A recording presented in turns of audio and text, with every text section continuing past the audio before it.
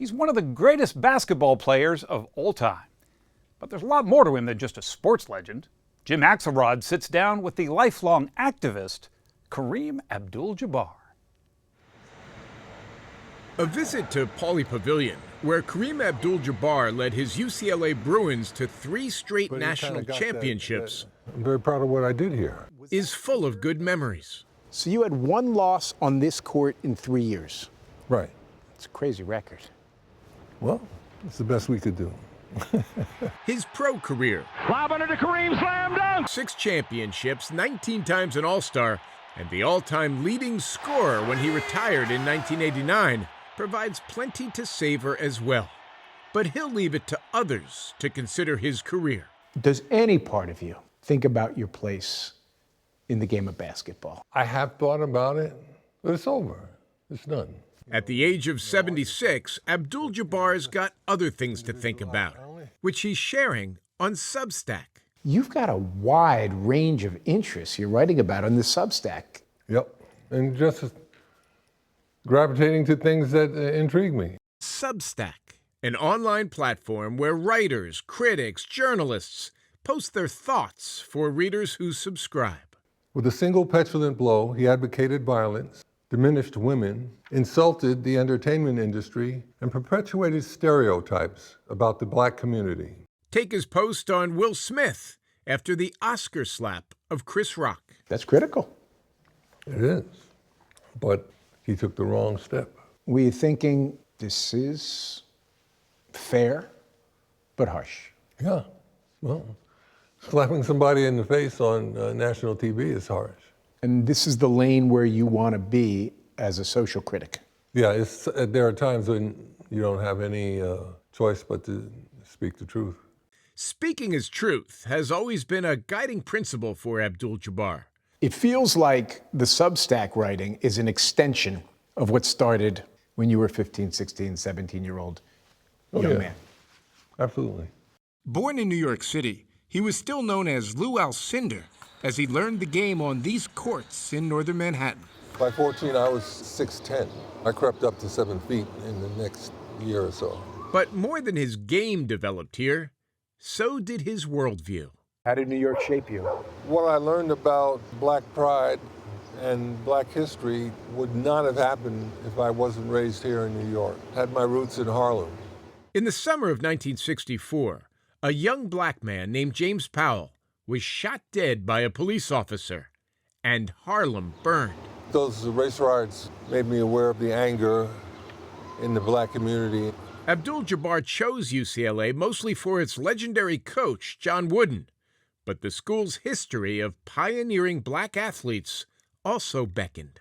Did you feel you were taking your place in a line of black athletes that had come to UCLA? Definitely. Jackie Robinson, baseball. Kenny Washington, football. Arthur Ashe. Tennis integrated sports in America. At 20, he joined America's best-known black athletes to support Muhammad Ali's refusal to serve in Vietnam to protest racial injustice at home. Did you feel like a kid then? I felt like I was going to have to become a man in those moments. He'd meet the moment the next year during the 1968 Olympics, while others made statements on the medal stand in Mexico City. Abdul-Jabbar made his by staying home. You chose not to play. Yes, I did. Why?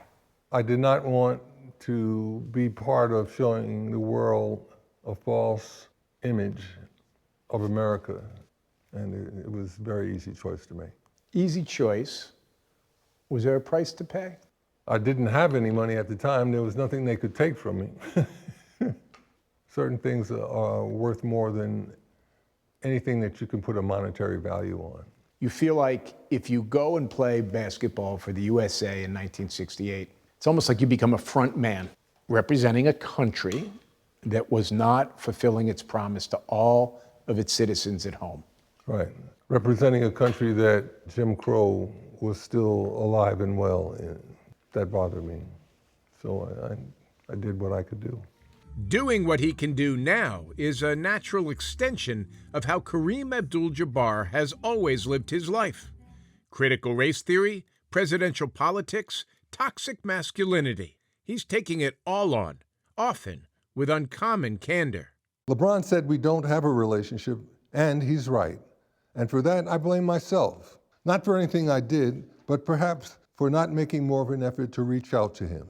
Take his post on his relationship with LeBron James, who broke his scoring record this past season. So this mission statement you have, call it like I see it, applies to you as well. Has to. I can't give myself an out, expect everybody else to toe the line. So many other people do. Well, I'm not them. But the man sports writers labeled sullen wants to keep it light when possible. You're Kareem Abdul-Jabbar. After all, this is the guy who made that cameo in Airplane. Listen, kid, I'm out there busting my buns every night. I'm out there busting my buns every night. Now I'm out there busting my buns on Substack. Humor's important to you. We can't be so serious that we can't smile about our shortcomings. Shortcomings. His, ours, the culture's. A Hall of Famer in one arena is trying to make his mark in another. Does it come with any dissonance? Why do I want to do this? Or this is exactly what I want to do. Well, I think I'm at this point in my life, and this is exactly what I have to do. Call it like you see it. I have to call it like I see it, speaking the truth. Got to do that.